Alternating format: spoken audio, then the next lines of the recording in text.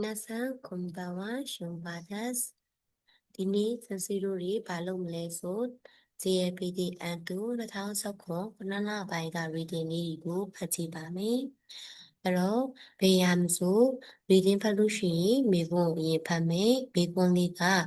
ヒシャによると昔話が面白いのはなぜかဒီစာရေးဆရာစကားအရဆိုရင်အရင်တုန်းကစကားတွေကဘာကြောင့်စိတ်ဝင်စားစရာကောင်းရတာလဲတဲ့။စာရေးဆရာသိချင်တာအမိုးရှိလို့ရဘာကြောင့်အမိုးရှိလို့ဖြစ်ရလဲ။သွားကြည့်မယ်။昔話というのはဆိုတာကဒါလေးကအန်ဒရီမာရီယာတင်ပို့ရနော်။ A というのは B というのです။ A လို့ဆိုလိုတာက B လို့ဆိုလိုတာပဲဖြစ်ပါတယ်။昔話ဆိုတဲ့ဟိုးရှိရှိဝါဇလန်နီဆိုတာကတဲ့最初はပထမအဆုံးကほんの少数の人が聞きစကတော့တကယ်ကိုအလွန်နည်းပါးတဲ့လူရည်အတွက်ကလောက်ကပဲနားထောင်ပြီးတော့အဲ့ဒီအလွန်နည်းပါးတဲ့လူရည်အတွက်ကနေဆိုနိုနာကနော်ဟီတိုရီကာဟူတာရီကဆိုတာဒါမှမဟုတ်နော်အဲ့ဒီအလွန်နည်းပါးတဲ့လူရည်အတွက်ထဲမှာတယောက်ဒါမှမဟုတ်နှစ်ယောက်လောက်ကဒါအိုဘွယ်မှတ်သားကြပြီးတော့စုကီနိုကြီးတိုင်းဆိုတာမျိုးဆက်ကိုပြောတာနောက်မျိုးဆက်တွေကိုပြောပြတယ်ပြီးရင်အဲ့ဒီစုကီနိုကြီးတိုင်းနောက်မျိုးဆက်တွေကလည်းစုကီနောက်မျိုးဆက်တွေကိုပြောပြသွားကြတယ်ဒီလိုမျိုးတဆင့်ကံပြောရင်းနဲ့အိုနာဂျီဟာနာရှိတဲ့မို့တူညီတဲ့ဇလန်းဆိုရင်တော့မှအဲ့လိုမျိုးတဆင့်ပြောရင်းလုပ်သွားရတဲ့အတွက်တူညီတဲ့စကားဆိုရင်တော့မှခါဝတဲခုရုပြောင်းလဲသွားကြတာကအာတာရီမရဲ့မထူးဆန်းဘူးတဘာဝပါပဲအဲ့တော့ဆက်ဖတ်မယ်နော်ခီကီတဲဆိုတာကနားထောင်သူရဲ့ဟန်နိုးဆိုတာတုတ်ပြန်ချက်နီယော့တဲ့ပေါ်မူတည်ပြီးနားထောင်သူရဲ့တုတ်ပြန်ချက်ပေါ်မူတည်ပြီးတော့ဒီပုံမြင်ပြောတဲ့လူတွေကဘယ်လိုပုံစံမျိုးနဲ့ပြောရလဲဆိုရင်အိုမိုရှိရိုဤတိုကိုရိုကကိုဝါရှိကုခါတာရာတဲ့ခါတာရူကပြောပြသည်အန်ဒရီမာရီယာချက်တီတာနော်မူနိုကာတာရီပုံပြင်နေကိုလူကြီးတွေကပြောပြကြတယ်ဆိုပြီးအဲ့တော့ဒီစာကြောင်းကိုပြန်ပြောမယ်ဆိုရင်နားထောင်သူရဲ့တုတ်ပြန်ချက်ပေါ်မူတည်ပြီးတော့ဒီပုံပြင်ပြောပြတဲ့လူကစိတ်ဝင်စားစရာကောင်းတဲ့အချက်တွေဆိုရင်တော့အသေးစိတ်ပြောပြတယ်။တိုင်းခုစွနာပြင်းစရာကောင်းတော့ပြင်းစရာကောင်းတဲ့အချက်တွေဆိုလို့ရှိရင်တော့ဟာဘူးခုဖယ်လိုက်တယ်ခြံလိုက်တယ်ဟာဘူးခုဖယ်သည်ခြံသည်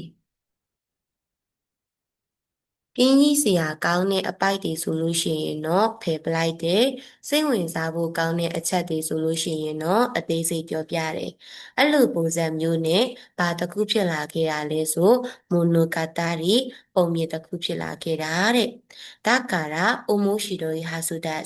အဲ့လာရီမို့လို့စိတ်ဝင်စားဖို့ကောင်းမှသိကြပါတယ်ဒါဆိုရင်ဘာကြောင့်စိတ်ဝင်စားဖို့ကောင်းရလဲနားထောင်သူရဲ့တုံ့ပြန်မှုပေါ်မူတည်ပြီးတော့ဒီပုံမြင်ကိုပြောပြတဲ့လူတွေကဘယ်လိုလုပ်ရလဲဆိုစိတ်ဝင်စားဖို့ကောင်းတဲ့နေရာဆိုရင်အသေးစိတ်ပြောပြရတယ်ပြင်းစရာကောင်းတဲ့အပိုင်းဆိုရင်ဖယ်လိုက်တယ်ခြံလိုက်တယ်အဲ့လိုမျိုးပြောတဲ့အတွက်စိတ်ဝင်စားဖို့ကောင်းနေရတာပါတဲ့ဒါဆိုသွားကြည့်မယ်ဒီနောက်ဆန်တို့ကတော့ reading ကိုဘယ်လိုဖြေလဲမသိဘူးဘာသာရှိရတော့ reading ဖြေရဆိုလို့ရှိရင်အဖြေမှမရှာဘူးအမားလိုက်ရှာတယ်အမားတွေကိုတစ်ခုချင်းစီစစ်ထုတ်ရင်းနဲ့အဖြေမှန်ကရှာစရာမလိုဘဲနဲ့သူ့ဘာသာသူထွက်လာခဲ့တယ်ဒါဆိုသွားကြည့်မယ်ဟာနာရှိတဲ့ကပုံမြင်ပြောသူကအမိုးရှိရိုရီတို့အမိုးပူပွန်ဒါခဲဒီ reading ဖတ်တဲ့နေရာမှာ N5 level ပဲဖြစ်ဖြစ် N3 ပဲဖြစ်ဖြစ် N2 ပဲဖြစ်ဖြစ်ဒီဒါခဲဆိုတဲ့စကားလုံးပိုင်တိတ်ပြီးတော့မယုံကြည်ရဘူးတိတ်ပြီးတော့မယုံကြည်ရအောင်နော်ဒါခဲဆိုတဲ့ဒီအစိတ်အပိုင်းပဲပြောပြတာမဟုတ်ဘူးစိတ်ဝင်စားဖို့ကောင်းတဲ့အချက်ဆိုရင်တော့အသေးစိတ်ပြောပြရတယ်တိတ်ပြီးတော့စိတ်ဝင်စားဖို့မကောင်းတဲ့ပြင်းစရာကောင်းတဲ့အပိုင်းကြီးရှိရင်တော့ဖယ်လိုက်တဲ့ခြံထားလိုက်တယ်အဲ့လိုပုံစံမျိုးပြောတာစိတ်ဝင်စားဖို့ကောင်းတာဘယ် ပြောပြတာမျိုးမဟုတ်ဘူးเนาะဒါကြောင့်ဒါခဲဆိုတဲ့ meaning လေးပါရင်အဲ့ဒါအာယုံစိုက်နည်းနည်းလေးသူတို့ကြီးကမာယုတ်ဖြစ်အောင်လို့ကိုရီကိုထည့်ထားတာဒါဆိုရင်နံပါတ်1မှာအမားတွေ့တယ်အဲ့ဒီအမားလေးကဒါခဲပဲဒါဆိုနံပါတ်2မှာအမားလိုက်ရှာမယ်နံပါတ်2ကဟာနာရှိတဲ့ကဇလန်းကိုပြောပြတဲ့လူက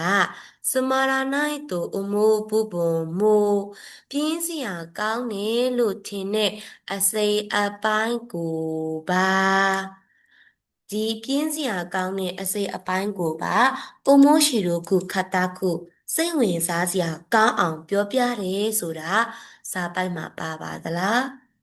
စာပိုက်မှာမပါဘူးဆိုရင်ဝါတာရှိကိုလည်းရေးစရာမလိုဘူးဒါဆိုရင်နံပါတ်2မှာလေအမားရှာတွေ့တယ်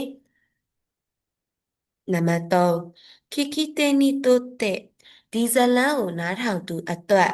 ခိခိတေနီတိုတဲ့ဆိုတဲ့ဟာလေးပါလားဆိုတွားကြည့်လိုက်တယ်ပါပါတယ်ခိခိတေနိုဟန်နိုဆိုတဲ့နားထောင်သူရဲ့တုံ့ပြန်ချက်ပေါ်မူတည်ပြီးတော့နားထောင်သူတွေအတွက်အိုမိုးရှိရိုဤပူပုံဒီစိတ်ဝင်စားဖို့ကောင်းတဲ့အစိတ်အပိုင်းကနားထောင်သူတွေရဲ့ရင်ထဲမှာနော်ခိုးစုကြံရစ်အောင်လို့ပုံမြင်ပြောတဲ့လူတွေကပြောပြကြတယ်အဲ့လိုပြောရင်းနဲ့ပဲ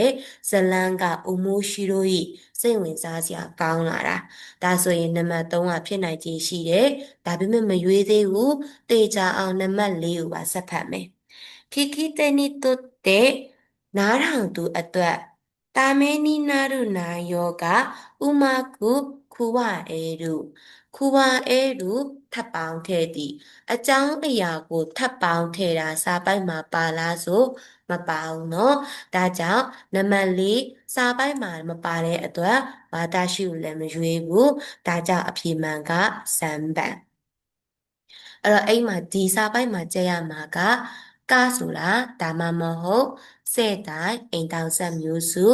အတာရိမရဲ့မထူးဆန်းမှုတဘာဝပဲဟန်နုတုတ်ပြန်ချက်တိုင်ခုစုရင်းစရာကောင်းတော့ဟာဘူးခုဖဲဒီချန်ဒီနောက်တစ်ခုကျောခွန်းဆိုတာကတင်ကြားမှု